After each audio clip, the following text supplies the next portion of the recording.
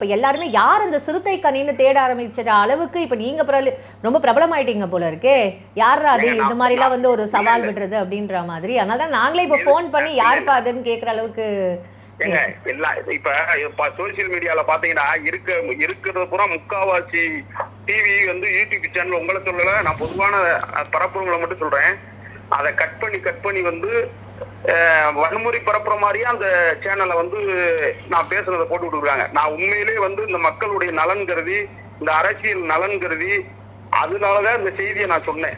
இந்த மாதிரி ஒரு தீபாவளி டேட்ல ஒரு விஷயம் நடந்துச்சுன்னா இது ஒரு பெரிய லெவல்ல ஒரு மறியலுக்கு ராமதாஸ் முன்னால வந்து அவர் பண்ணி அந்த மாவட்டம் முழுவதும் மரங்களை வெட்டி மறிக்கலையா, அது சட்ட ஒழுங்கு பிரச்சனை தானே. அந்த மக்களுக்கு அந்த மாதிரி தீபாவளி டயத்துல மக்கள் சுதந்திரமா தீபாவளி கொண்டாடணுமே அப்படின்றத நாங்க மதுரை ஸ்லாங்ல ஒரு சில விஷயங்கள் பேசுறது வந்து அது தவறா தெரியுது அவங்க. நீங்க என்ன சொல்ல வரீங்கன்னா, நீங்க உணர்ச்சி வசப்பட்டு பேசுனீங்க, அது ஒரு கெட்ட இன்டென்ஷன்ல பேசல, அது ஒரு நல்ல ஒரு இதுல தான் பேசிருக்கேன், அது இப்படி திருச்சி போட்டிருக்காங்கன்றது நீங்க சொல்றீங்க. நான் மக்களின் நன்மை கருதி ஒரு நல்ல விஷயமா தான் நான் வந்து பேசினேன். அதை தவறா வந்து பிஜேபி தன்பரிவார் கும்பல் இதுக்காண்டி அண்ணாமலை வந்து ஒரு லிங்க் வச்சிருக்காருங்க. ஐடி லிங்க்ல என் வீடியோவை போட்டு விட்டு இவர் நம்பர் இவர் இதுதான் இவனுக்கு பேசுங்கன்னு நைட்டு முழுவதும் எனக்கு போன் கால் வந்து நிறைய மிரட்டல் கால் வருது.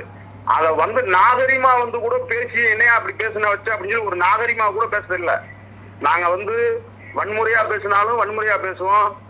என்ன எதிரி எனக்கு முன்னால இருக்கிற எதிரி என்ன ஆயுதம் எடுக்கிறோம் அதுக்கு தகுந்த மாதிரி நாங்க வந்து எங்களுடைய பேச்சு இருக்கோம். நல்லா தன்மையா பேசுனா தன்மையா பேசுவோம். இல்ல எப்படி அவங்க பேசுனாங்கன்னா அவங்க மொழியிலே நம்ம பதில் சொல்லுவோம்.